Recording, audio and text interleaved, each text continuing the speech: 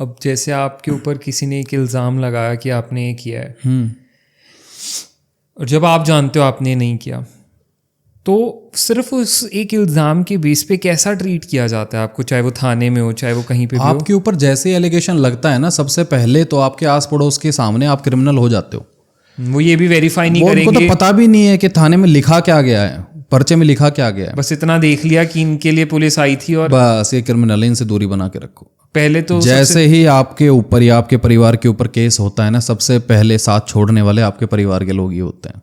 चाहे चाचा कह लो, चाहे मामा कह लो, चाहे फूफा कह लो, चाहे बुआ कह लो, कोई भी कह लो, अपना परिवार ही सबसे पहले वही होता है कि हमारा नाम ना आ जाए, दूरी बना लो, हम नहीं काटेंगे चक्कर। जबकि सबसे ज़्यादा ज़रूरत तो उसी वक्त पे थी। हाँ मरने और जीने पे तो क्या लड्डू खाने आओगे तुम।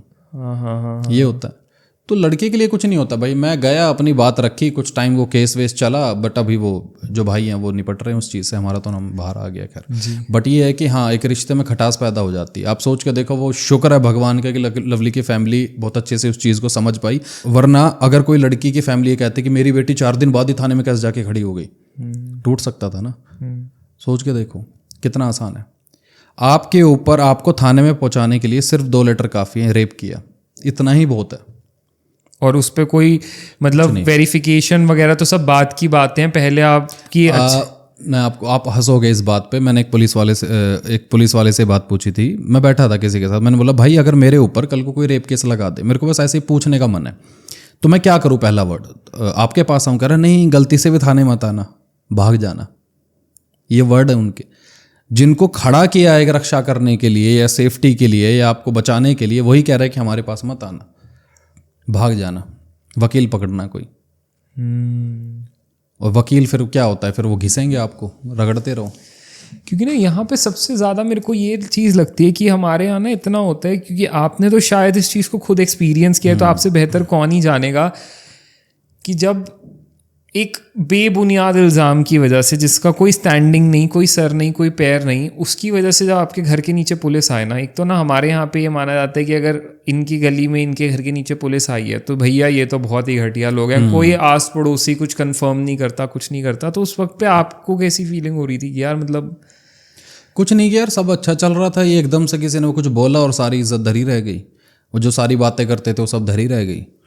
अब दुनिया को अच्छी बातें कर रही हो, दुनिया को समझा रहे हो। कई लड़कियां होती है जो मेल करते हैं कि आपकी वजह से लाइफ चेंज हो गई, अब मैं किसके पास जाऊं? उनके पास। अब मैं हेल्प किससे मांगूं? जिनसे मांग सकते थे वही तो लेने आए हैं वो करोगे क्या? कुछ नहीं होता यार। देखो जिंदगी में ना तकलीफें आती रहती हैं, चाहे कोर्ट कचहरी के चक्कर हो, चाहे थाने के चक्कर हो, काटने तो जिंदगी में एक बार तो इंसान को पड़ता है। अगर आपके परिवार का मतलब माँ बाप और पति पत्नी बच्चे की बात हो रही है, चाचा ताऊ को मैं गिनता ही नहीं हूँ कभी जिंदगी में, ये लोग आपके साथ है ना, आप दुनिया फतेह कर जाओगे। अगर माँ बाप आपके साथ है, आप दुनिया में हर लड़ाई जीत लोगे। सबसे ज़्यादा इंसान वो टूटता है जिसके माँ बाप नहीं होते और आसपास का परिवार नहीं होता, जो अकेले थाने में खड़ा होता है, जिसके पास रोने के लिए कंधा तक नहीं होता है। तो वही है, गए, चीज़ें हैंडल हो रही है, चलता रहता है, ठीक है। और हमारा सिस्टम इस चीज़ को कैसे लेता है? मतलब जैसे मान लीजिए आपके कानून को पता है कि लड़कों का कोई कानून नहीं है। कानून ये कहता है कि कानून ले आओ, हम छोड़ देंगे, पर कानून है ही नहीं तो क्या करें? तो यही तो मसला है, घूम फिर के बात वहीं आ रही है, इन्फिनिटी बनी हुई है भाई, ऐसे चल रहा है। हर लड़की, मैं इस बात पे बहुत ज़्यादा बोलता हूँ और मुझे कोई शर्म नहीं इस बात को बोलने में कि एक लड़की का जब रेप होता है ना, गलत है।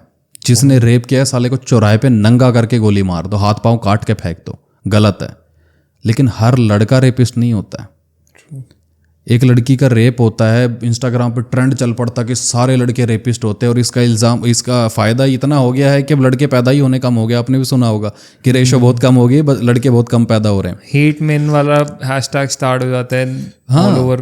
तो इतना चला दिया, हर लड़का रेपिस्ट होता है, हर लड़का रेपिस्ट होता है। अगर किसी लड़के ने ये बोल दिया हर लड़की तवाइफ होती है, तो सोच के देखो, जब एक लड़की का रेप होता है ना, तो वहाँ लड़के भी खड़े होते हैं जो कैंडल लेके खड़े होते हैं, जो पुलिस वालों को डंडे खा रहे होते हैं कि इस बहन के लिए लड़ेंगे हम, इसके लिए लड़ाई करेंगे हम। लेकिन जब एक लड़के के साथ कांड होता है ना, कोई नहीं होता। थाने के बाहर एक औरत, एक आदमी तक खड़ा नहीं होता है। औरत तो छोड़ो, आदमी तक खड़ा नहीं होता है। मैन राइट के लिए हमारी एक फ्रेंड है दीपिका नारायण भारद्वाज, आपने नाम, मैन राइट के लिए बहुत लड़ाई करती है।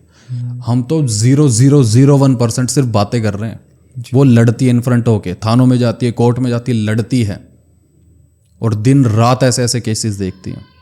एक रिसेंट मैं आपको छोटा सा केस बताता हूँ। एक लड़का था, 8-9 साल रिलेशन में रहे, बीच में हुआ होगा सेक्सुअल जो चीज़ें होनी होती है वो हो जाती हैं। एक टाइम पे लड़का बोलता है कि यार नहीं हो पाएगी शादी क्योंकि तुम्हारी फैमिली वाले नहीं मान रहे ना मेरी फैमिली वाले मान रहे। इंटरकास्ट था कुछ अलग ही इंटरकास्ट था उनका। तो लड़की ने बोला कि मेरी फैमिली का नहीं पता, अगर तू मुझे लेके नहीं गया तो तेरे बाप के ऊपर रेप केस लगा दूंगी। अब वो प्रेशर, मैं एक चीज़ कह रहा हूँ, उस लड़के ने वो दिया सुसाइड नोट लिख के सुसाइड कर लिया था। तो मैं ये चीज़ कहता हूँ अगर वो शादी कर भी लेता तो अच्छा चलता क्या रिलेशन? वो डर में ही रहता सिर्फ पूरी जिंदगी। एक लड़का पूरी जिंदगी किसी से प्यार करता है तो वो शादी करेगा।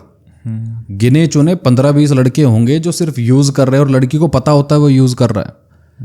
एक लड़की एक लड़के से हाथ मिला के ये कह देती है कि मुझे इसकी वाइब अच्छी नहीं लग रही, आप 5 साल रह के ये कहते हो मुझे वो समझ में नहीं आया, आप समझना चाहते नहीं थे। ये फर्क होता है, आपने ओवरलुक कर दिया। वही चीज़ है। मोहब्बत करो तो शादी तक करो वरना फिर मत करो। एक बड़ी अच्छी लाइन पढ़ी थी भाई मैंने कि मेरे जनाजे में कहना मोहब्बत वालों को ज़रा ध्यान से आए, एक माँ खड़ी होगी वहाँ जो बेटा मांग लेगी। तो वही है, मर तो दोनों तरफ रहे हैं, नाम सिर्फ लड़कियों का आ रहा है कि वो रेप केस हो गया या ये हो गया वो हो गया। इतने पढ़ रहे हैं, इतने कांड पढ़ रहे हैं, इतने फेक रेप केसेस चल रहे हैं। वो तो शुक्र है भगवान का, मैं हाथ जोड़ के ऊपर वाले का शुक्रिया करता हूँ किसी ने रेप केस नहीं ठोका मेरे पे, वरना मेरे ऊपर ही पॉडकास्ट चला देती दुनिया तो। बट प्रॉब्लम ये है ना कि लोग वेरीफाई नहीं करते, करने की ज़रूरत ही नहीं होती ना, क्योंकि मसले में पढ़ना ही नहीं है। लोगों को बातें चाहिए, समाज के 4 कोने पे 4 लोग खड़े हुए हैं, बस उनको बातें चाहिए, एक से इधर, इधर से इधर, इधर से इधर घुमाने के लिए। आज मैं ये कहूँ कि नामित को एक गोल्ड का कॉइन मिला है रास्ते में पड़ा हुआ, वो शायद शाम तक बात पहुंचेगी, लेकिन नामित के घर के बाहर पुलिस आई है, आपकी बुआ का फोन आ जाएगा कहीं से घूम के कि क्या हुआ। समझ रहे, ऐसा होता है, बदनामी आग की तरह फैलती है। यही होता है। और वही होता है कि इंसान को ना शायद इज्जत कमाने में पूरी जिंदगी निकल जाती है, पर लोग ना एक जरा से इंस्टेंस की वजह से सब धो डालते हैं आपका, अच्छा बुरा सब। कुछ नहीं है, आपकी खुद की लड़ाई है, आपको खुद लड़नी होगी। सही तरीके से लड़ो या गलत तरीके से, वाह भाई सिर्फ जीत पे होनी है, इतना ही है।